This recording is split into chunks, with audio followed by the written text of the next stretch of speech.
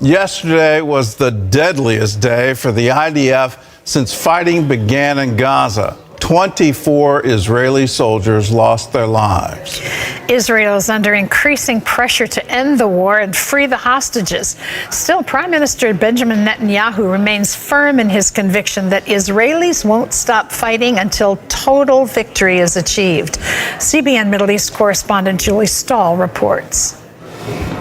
Israel awoke on Tuesday to the news of one of the worst days of the war in Gaza.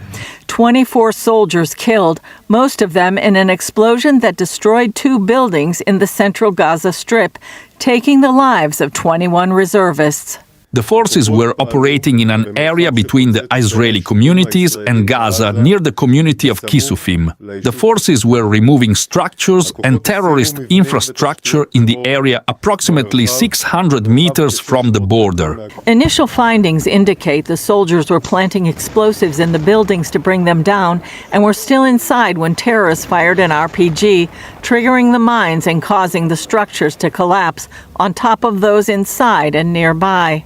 IDF spokesman Daniel Hagari said an investigation is continuing. This war has a very painful and heavy price. The devoted reservists who rallied to the flag sacrificed everything for the security of Israel so that we all can live here securely. In a statement, Israeli Prime Minister Benjamin Netanyahu said, "Yesterday we experienced one of the most difficult days since the outbreak of the war.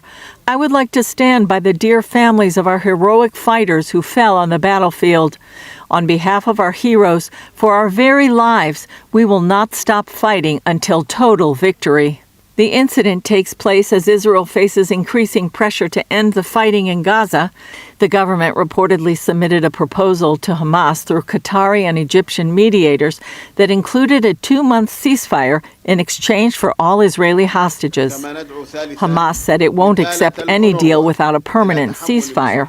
In Brussels Monday, the European Union pushed for a 2-state solution despite Israel's repeated rejections to the plan.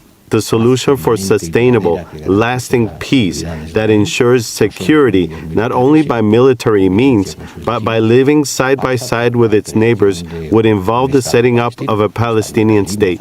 Meanwhile, distraught relatives and supporters of the hostages disrupted a Knesset committee meeting on Monday, demanding the government make any deal to release their loved ones, and protested at the Prime Minister's home later. What happened today at the Knesset was an expression of immense sorrow and pain that cannot longer be contained, and we're no longer asking for pity, we're asking for actions. Netanyahu told families that Hamas has not made any real proposal to secure the release of their loved ones. Julie Stahl, CBN News, Jerusalem.